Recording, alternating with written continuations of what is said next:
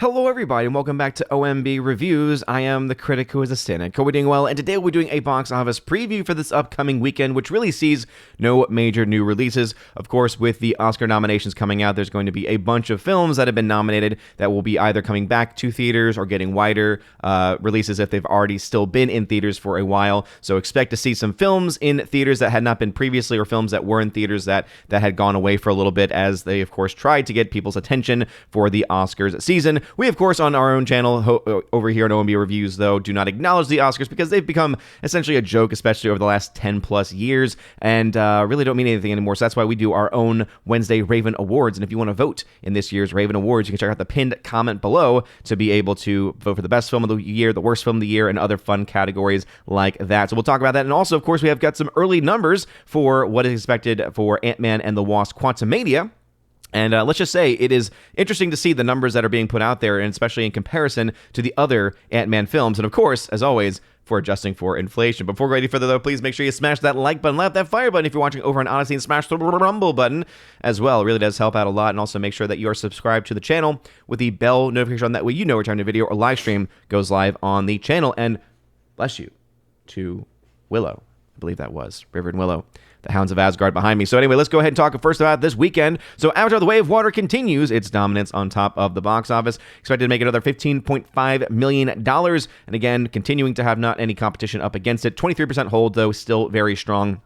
Regardless of any of that, $620.5 million domestic is going to be what that film's domestic will be through the weekend. And of course, I will be putting that up against the likes of Top Gun and Maverick on our weekend box office update, just to see exactly how those two films are going to be comparing to one another. And again, it's going to be interesting to see where that final battle actually ends up, because this film is seeing some very, very strong holds. But at this point in its release, Top Gun Maverick was also seeing some pretty strong holds as well, especially during the week. Puss in Boots: The Last Wish is also continuing to punch above its class. I mean, 9% drop here, so very, very impressive numbers. $10.7 million expected to be added on there. So really the only competition, the only film really putting up any numbers even comparable as far as just the actual weekend numbers at this point in their release, is Puss in Boots, which is expected to get to $141 million. Very, very different as far as the overall domestic totals are concerned, but still very, very impressive for a film that was not expected to make a lot of money. It is, again, a chart breaker in almost every single way. So kudos to Universal and DreamWorks for being able to put this film out. Apparently, it's also a pretty good film to boot,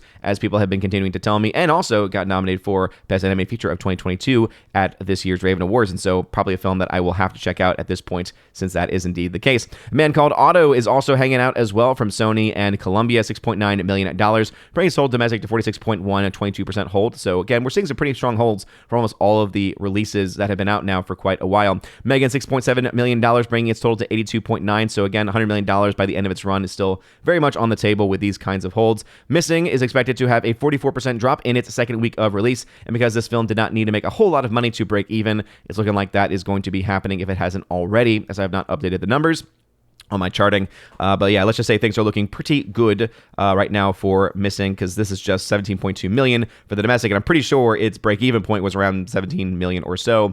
And so with that being said, it's, again, not surprised there for a film that is essentially just borrowing and stealing from the previous film by the same people. I know, River, I hate when studios do that. I hate when creators do that. The film Searching, which used the same exact concept, and really just seems like they changed a couple of story elements around and then just retold the same exact story. Plane is expected to have a 32% drop, but again, this film needs to make a ton of money more than this because of its budget, so not looking very good for that. A couple new releases we have are going to be, again, smaller releases here. So there's Infinity Pool from Neon, which definitely looks a bit trippy, if my memory serves me right. I've only seen the trailer like once or twice, so that'll definitely be an interesting concept, to say the very least. And then also Left Behind: The Rise of the Antichrist and a Fathom Events, $1.8 million there. So I believe, what is that going to be? Another one of these Christian events.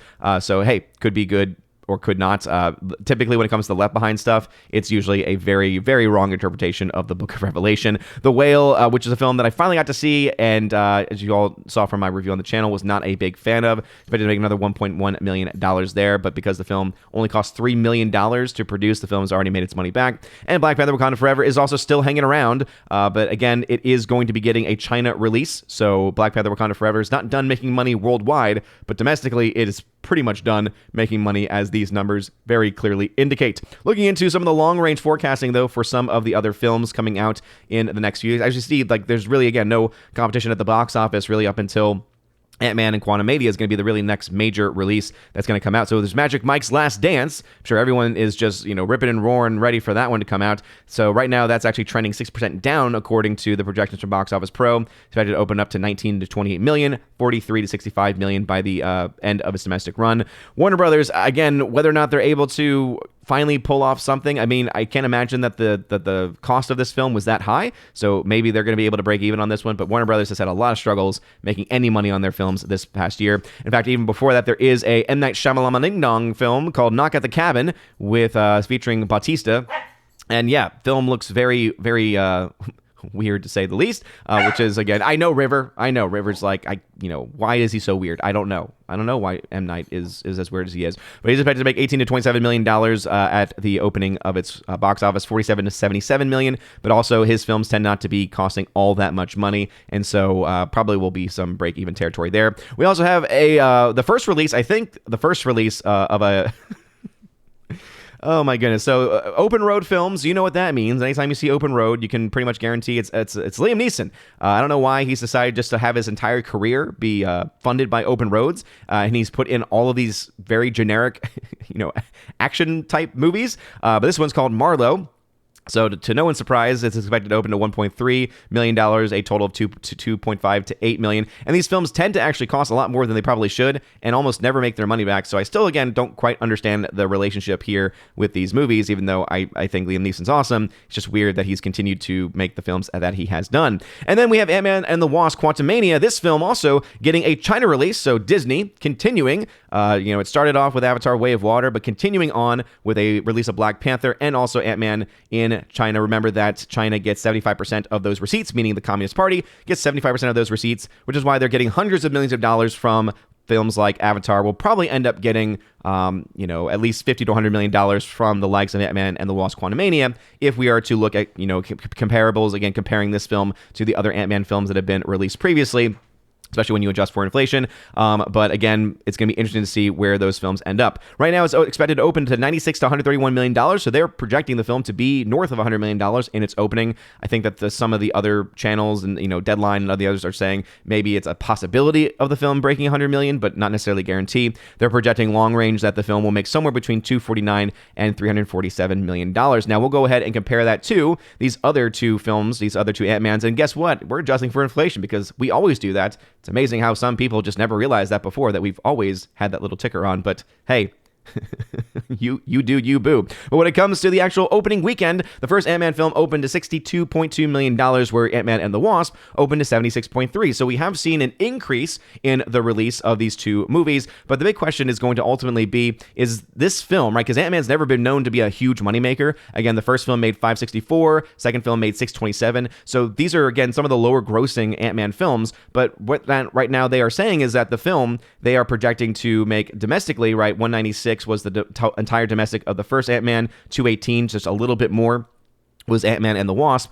and they are saying that this film is going to make somewhere between $249 and $347. So not only are they expecting this to be the highest grossing domestic release of the Ant-Man franchise, but they're expecting to have a pretty strong jump. And I think what we've seen from a lot of films this year is that we've seen some films are able to break through, films like Avatar, films like Top Gun Maverick, and others. But ultimately, when it comes to these, Marvel films especially, there's definitely a big fatigue element that's going on when it comes to these Marvel releases, because all Marvel films at this point are basically all just these generic formulaic films that are pretty much just copy and paste. Now, I will say that when you have a film with Paul Rudd as Scott Lang, there is definitely some compelling stuff there because he's just a very likable guy.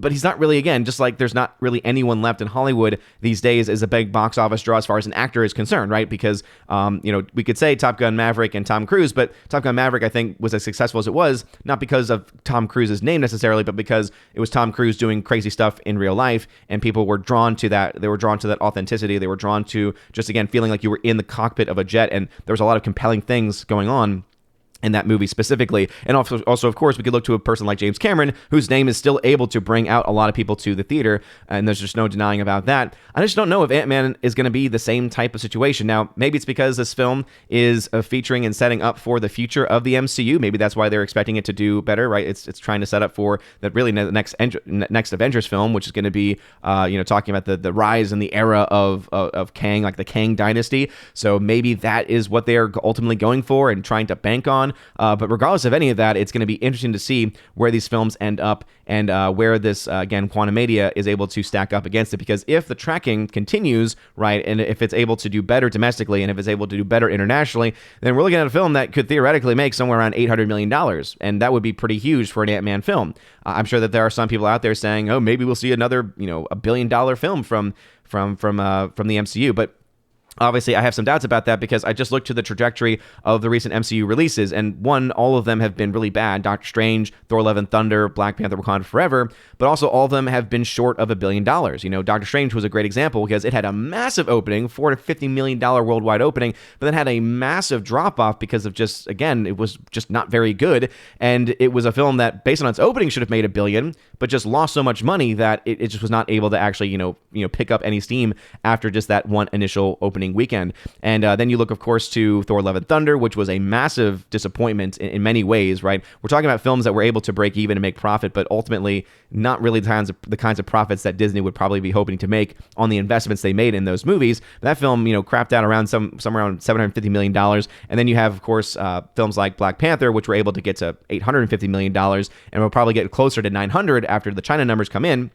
But ultimately, right, even though Ant-Man and the Wasp is, Ant-Man, that's right, it's Ant-Man and the Wasp Quantumania, which, again, it's silly to me that it's the Ant-Man franchise, but now they decided to make it the Ant-Man and the Wasp franchise.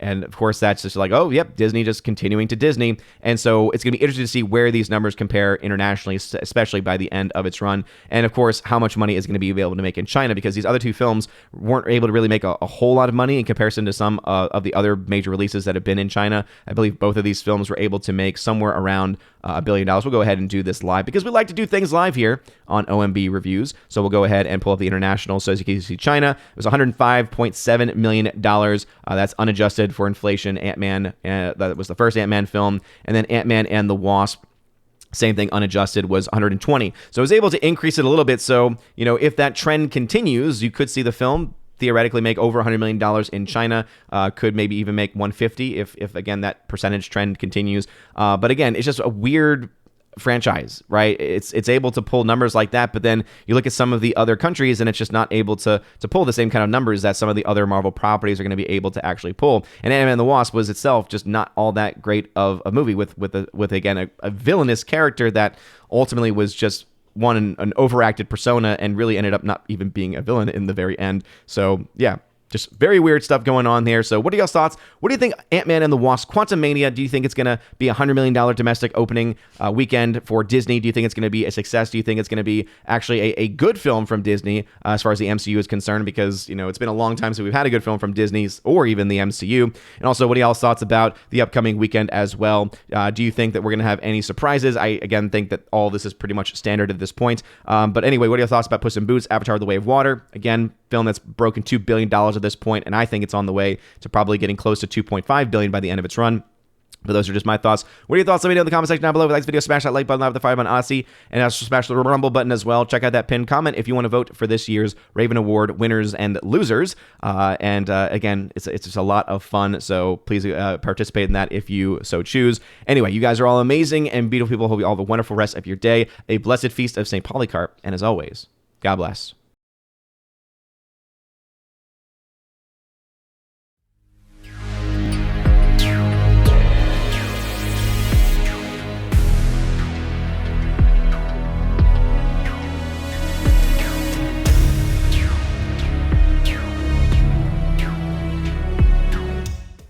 And now for a huge shout out to all of my January Patreon Subscribe Star and Locals members at the Keeper of the Bifrost level and above. Starting off with my Patreon members, Father Luca Illich, Garrett Searles, Heimir Ari Hymason, Joe Horn, Jonathan Carney, Orange Chat Reviews, who you can check out on his YouTube channel, Orange Chat Reviews, Rosetta Allen, who you can check out at her YouTube channel, Eagle Writer, and Miss Martin Muses, who you can check out at her YouTube channel, Miss Martin Muses, and of course, the amazing Empress of the Universe, Tina B, who you can check out over on her YouTube channel, Tina B, with her show Soup to Nuts, which she does, tries to do every single week with her friend and with fellow Valkyrie and fellow mod of the channel, Stephanie B. And also a special shout out to the Modern Major General of the channel, Laura Story. Thank you again for joining. And of course, I do want to give a special shout out to Tina B and make sure that everyone knows that our prayers are being extended towards her as she continues to recover from complications that have occurred recently with her medically and has resulted in a loss of eyesight, or at the very least of more clear eyesight. So to continue to offer our prayers for her. Also a shout out to my subscribe star peeps, Matt317, who can check out on his Twitch channel by the same name, The R, Fast Reaction, Mr. Roy, J-Rod the Beer Guru, and the K-Man, who you can check out over at xtheboundaries.co. And lastly, to my locals members, Miss Minnesota Hockey Fan, How About a Hockey Player, J.H. Schwalbach, Brett D90, and the amazing lawyer